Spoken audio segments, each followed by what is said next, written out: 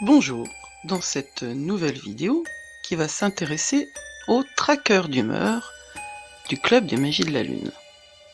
C'est donc ce document que vous pouvez trouver dans les PDF téléchargeables du groupe. Bienvenue!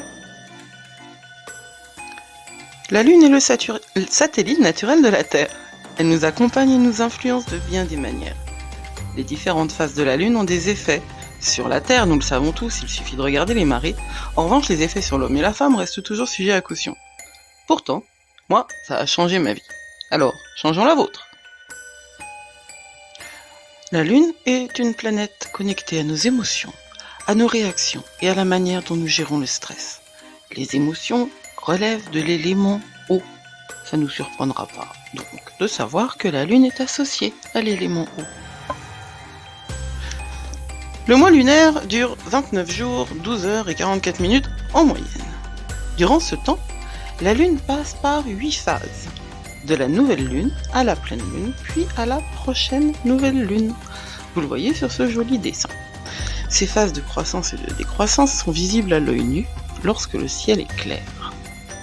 Il y a donc 8 phases de la Lune. La nouvelle Lune, le premier croissant, le premier quartier, la Lune gibbeuse croissante, la pleine Lune, la Lune gibbeuse décroissante, le dernier quartier et le dernier croissant. Chacune de ces phases dure à peu près 3 jours et demi. Et chacune a également une identité énergétique particulière. Vous trouvez à droite le PDF avec les 8 phases de la Lune qui est téléchargeable dans le club, où vous verrez un résumé des caractéristiques énergétiques de chaque phase.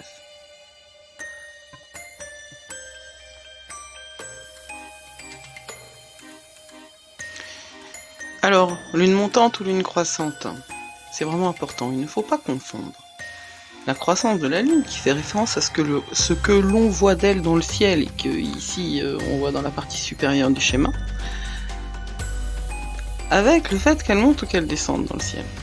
Ces deux éléments ne se superposent pas, ce qui signifie qu'une Lune peut être montante en même temps qu'elle est décroissante. Alors ces éléments-là, ils sont souvent confondus et ils perturbent les débutants dans le ciel, de la Lune. Mais c'est pas si compliqué. Pensez au Soleil. Le Soleil en hiver, il se trouve proche de l'horizon et il va progressivement prendre une place de plus en plus haute dans le ciel à mesure que le temps passe entre le 21 décembre et le 21 juin. C'est pareil pour la Lune. Sauf que le Soleil a un cycle de 6 mois pour monter et 6 mois pour descendre. Alors que la Lune, elle, fait son chemin ascendant et descendant en 27 jours, 7 heures et 43 minutes. Non, c'est-à-dire 28 jours, quoi. On a vu tout à l'heure que le mois lunaire durait 29 jours, donc à peu près 30 jours en moyenne. Et là, c'est le temps que la Lune met à monter et descendre, c'est 28 jours. Donc pour savoir si la Lune est montante ou descendante, il suffit de la regarder 2 jours de suite. Si le deuxième jour elle est plus basse, elle sera donc descendante. Si au contraire vous la trouvez plus haute, elle sera montante. La lune montante et la lune descendante sont importantes aux jardiniers car c'est ce cycle-là qui interagit avec l'eau. En lune montante, les liquides internes des plantes montent. Il y a donc davantage de sève et d'activité dans leur partie aérienne. En lune descendante, les liquides internes des plantes descendent. L'activité végétative se fait surtout dans le sol et dans les racines. Alors pourquoi je vous parle de ça ? Parce que nous sommes composés à 70% d'eau, donc évidemment ça doit interagir avec nous, même si on peut discuter du fait que notre proportion en eau dans le corps soit vraiment moindre par rapport à la proportion d'eau dans la planète. Mais on en reparlera. Il y a un lien entre la lune montante et descendante et nous. Et puis en plus, bon, ça nous intéresse beaucoup, hein, parce que cette orbite lunaire-là, ces phases du mois sidéral, donc le mois lunaire, c'est ce que vous voyez croissante, décroissante, et le mois sidéral, c'est montante et descendante. Eh bien, c'est pendant ce mois sidéral que la Lune va passer dans tous les signes du zodiaque, les uns après les autres. Et ça, on en a besoin.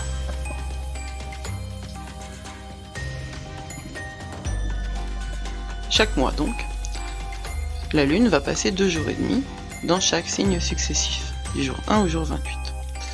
Le premier, ce sera Bélier, Taureau, Gémeaux, Cancer, etc. etc. Alors ça, c'est encore des choses qui sont un petit peu compliquées et on va pas revenir dessus maintenant. Pas pour le tracker d'humeur.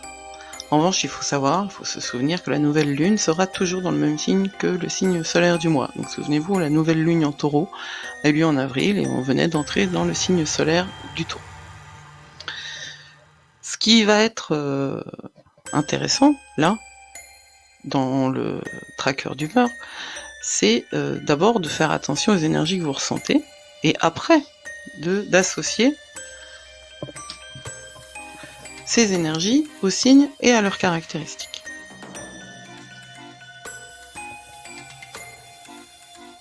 Donc le tracker d'humeur, eh bien, il va vous servir à mieux vous connaître, à mieux connaître vos ressentis et vos émotions personnelles. C'est pas évident et c'est pas immédiat. Et aucune transformation n'est immédiate. On peut vous vendre du rêve si on le souhaite, mais aucune transformation n'est immédiate. Ça, c'est un leurre. Non, il faut passer un petit peu de temps et utiliser ce tracker lunaire que nous voyons ici. Alors la première des choses que nous voyons, c'est la colonne avec la date. La deuxième des choses, c'est la colonne avec la phase du mois lunaire, donc nouvelle lune, premier croissant, etc. Et la troisième colonne, c'est la colonne avec les signes. Et toutes ces informations-là sont là à titre indicatif. Vous allez travailler sur la suite. La première colonne, elle va concerner l'énergie physique. Cette énergie physique, c'est juste savoir si vous êtes en forme, si vous êtes fatigué, si vous avez envie de bouger, et comment vous avez envie de bouger, ou alors si c'est plutôt cocoon avec un thé et Netflix. Ça, c'est important de le savoir, c'est important de le noter. La deuxième colonne, elle va s'occuper de vos émotions. Qu'est-ce qui se passe dans votre petit cœur? Les énergies émotionnelles. Donc, l'énergie émotionnelle. C'est vraiment important de se regarder et de savoir. On est énervé, on est cool, on est plutôt love, on est émotif, on va pleurer tout le temps, ou on est carrément sans émotion. Ça existe aussi, et c'est pas grave. Ensuite, la qualité du sommeil de la nuit dernière, et le social. Important de savoir si on a envie de voir du monde, ou si on a envie d'être plutôt tranquille chez soi. Important de savoir comment ça s'est passé avec les autres. Enfin, la nourriture, c'est important la nourriture aussi pour les émotions. On a envie de quoi? Sucré, salé, beaucoup? On a envie de manger pourquoi? Pour se faire avancer, pour se soigner? On a envie de quoi? De trucs raisonnables parce qu'on sait que c'est bon, ou de trucs régressifs parce qu'on a besoin de se faire du bien? Le niveau de productivité, c'est la dernière étape. Vous avez envie de travailler? Oui, non. Efficace, organisé, brouillonne, mais créative? Plutôt dans la réflexion, plutôt dans la réalisation? Tous ces éléments-là sont importants à noter pour avoir une espèce d'image sur un temps T de ce que vous êtes et de ce que vous faites.